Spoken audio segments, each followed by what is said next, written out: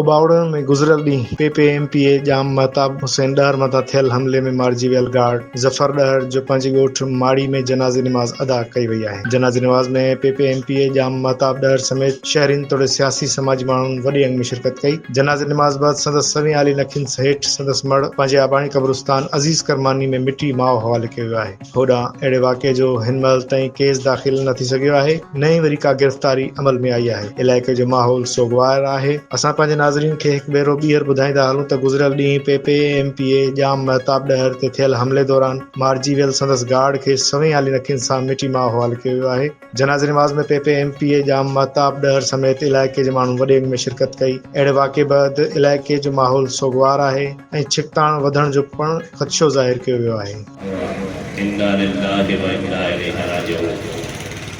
यकीनन वो असांजे लाइ अज़ीम विछोड़ो आहे, अज़ीम सालिहो आहे।